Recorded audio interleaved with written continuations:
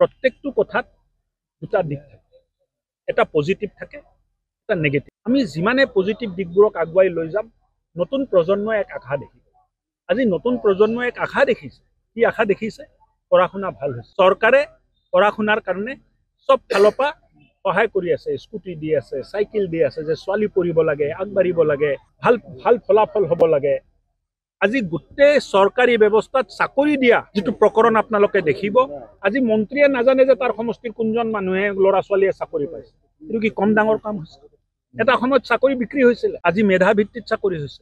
প্ৰত্যেকজন ল'ৰা ছোৱালীক আমি সুযোগ দিম, অসমখন আগুৱাই লৈ যাম। বিকশিত ভাৰতৰ যিটো সংকল্প প্ৰধানমন্ত্ৰী নৰেন্দ্ৰ মোদী ডাঙৰীয়াৰ আছে, তাত অসমে এটা বলিষ্ঠ ভূমিকা ল'ব পাৰে। তাৰ বাবে আমি কাম। আজি চিকিৎসকসকলে, আপুনি যে কৈছে চিকিৎসকসকলে ভালকে কাম নকৰে বা ব্যক্তিগত খণ্ডত কাম কৰে, কোভিডৰ সময়ত চিকিৎসকসকলে নিজৰ মৃত্যুৰ ভয় নকৰি ৰাইজক কিন্তু কোভিডৰ পৰা মুক্তি দিয়াৰ কাৰণে দিনে ৰাতি কাম কৰিলে, কষ্ট কৰিলে। কোৱাৰেণ্টাইন চেণ্টাৰত আমি যোৱা নাছিলোঁ, কিন্তু চিকিৎসক গৈছিলে, পেৰামেডিকেল গৈছিলে, আশাকৰ্মী গৈছিলে।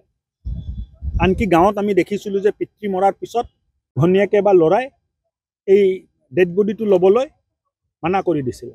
তাত দাহ সংস্কাৰৰ কাম কিন্তু মেডিকেলৰ লগত জড়িত থকা ব্যক্তিসকলে কৰিছে।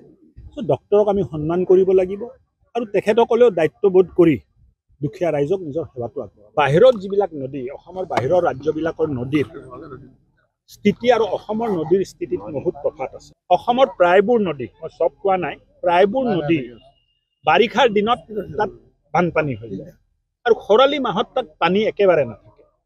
তেনেকুৱা নদী আমাৰ আছে যে ৰেইন ফেড ৰিভাৰ বুলি কোৱা হয়। বাৰিষা হ'লে নদীত পানী থাকে আৰু ভয়ংকৰ পানী থাকে। এতিয়া প্ৰকল্প এটা লগালে, জলসিঞ্চনৰ প্ৰকল্প যদি নদীৰ পাৰত আপুনি লগায়, বানপানীৰ সময়ত, বাৰিষাৰ সময়ত ইমানেই বালিচৰ হয় যে তাত বালিচৰ উঠি পানীটো নুঠা হৈ যায়। অসমত নদীয়ে গতিপথ সলনি কৰে, যে আজি একফালৰ পৰা গৈ আছে, 3 বছৰ পিছত দেখিব যে আনফালেদি নদী গুচি গ'ল, এইফালে নদী নাই। কিন্তু অসমত মুখ্যমন্ত্ৰী ডাঙৰীয়াৰ প্ৰেৰণাত, মাৰ্গদৰ্শনত উত্তৰ পাৰত বিশেষকৈ যিবিলাক নদী ভূটানৰ পৰা আহিছে, অৰুণাচলৰ পৰা আহিছে, তাৰ ওপৰত ডাঙৰ প্ৰকল্প বনাই বছৰ জুৰি কেনেকৈ জলসিঞ্চনৰ ব্যৱস্থা কৰিব পাৰি, তাৰ ওপৰত আমি কাম কৰি আছোঁ। শোণিতপুৰ জিলা ইৰিগেশ্যন মাষ্টাৰ প্লান ইতিমধ্যে ৰেডি হৈছে। যদি প্ৰয়োজন আছে DC অফিচৰ পৰা আপোনালোকে ল'ব পাৰিব। এটা সময়ত 1400 টকাত ধান বিক্ৰী হৈছিলে, মানুহে খেতি কৰিবলৈ আগ্ৰহ নাছিলে। চ' লাহে লাহে চাহিদাৰ অনুৰূপ আমি কেনেকৈ ছাপ্লাইটো কৰিব পাৰোঁ, মানুহে বিচৰা ধৰণে কেনেকৈ ছাপ্লাই কৰিব পাৰোঁ, ছাপ্লাই একদিনে বাঢ়ি নাযায়। এইটো এটা ভাল হৈছে যে সকলো বিভাগ, সকলোৱে শিতানত লাহে লাহে কাম হোৱা আৰম্ভ হৈছে। এক পৰৱৰ্তীত অসমত, এক পাৰদৰ্শী অসমত আমি ইতিবাচক চিন্তা কৰি আগবাঢ়িব লাগিব। মাইক্ৰ' ফাইনেন্স ঋণ যিটো আছিলে, এইবিলাক ৰেহাই দি আমাৰ আই মাতৃসকলক, বাইদেউ ভণ্টিসকলক নিউ ডিউ চাৰ্টিফিকেট আজিয়ে এই সভাস্থলীতে আমি তেখেতসকলৰ হাতত গোটাই দিম। তেখেতসকলে বেংকত যাই জমা দিব, আৰু কালিৰ পৰা তেখেতসকলৰ আৰ্থিক স্বাৱলম্বনৰ যিটো যাত্ৰা আকৌ নতুনকৈ আৰম্ভ হ'ব পাৰিব।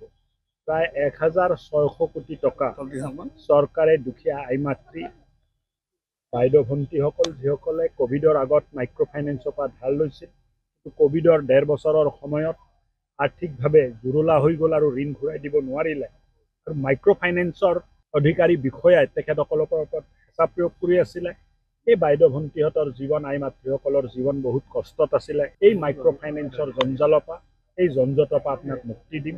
শোণিতপুৰ জিলাৰ 2024 বানপানী আৰু ধুমুহাত ক্ষতিগ্ৰস্ত হোৱা লোকসকলকো একালীন সাহায্য 1,20,000, যাৰ ঘৰ ভাঙা নাছিল কিন্তু ক্ষতি হৈছিলে, বাচন নষ্ট হৈছিলে, কাপোৰ কানি নষ্ট হৈছিলে, তেনেকুৱা ব্যক্তিসকলকো আজি পইচা দিয়া হৈছে। এই সমাজ ব্যৱস্থাটো ভাল কৰাৰ যিটো যত্ন, ইয়াত সকলোৱে যোগদান দিব।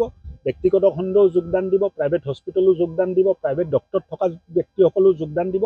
আৰু মই ভাবোঁ যে সমাজবোধ, নীতিবোধ সকলো মানুহৰ আছে। তেখেতসকলেও এটা ভাল চিন্তা কৰি অসমৰ স্বাস্থ্য ব্যৱস্থাটো ভাল কৰাত চৰকাৰৰ সহায়। এতিয়া আলুৰ যদি মূল্য বৃদ্ধি হৈছে, তাৰ অৰ্থটো কি আছে, এইটো অনুসন্ধান কৰি ওলাব লাগিব যে আলুৰ খেতিটো কম হৈ গৈছে নেকি, নে আলু ক'ৰবাত মানে কোনোবাই গ'ডাউনত বেছিকৈ মানে সোমাই থৈছে নেকি, এই গোটেই কথাখিনি চাব লগা। কিন্তু আলু ৰাখিব পৰা অসমত বহুত গ'ডাউন নাই, তো কোল্ড ষ্ট'ৰেজে ইমান নাই যে অসমত আলু ৰাখিব।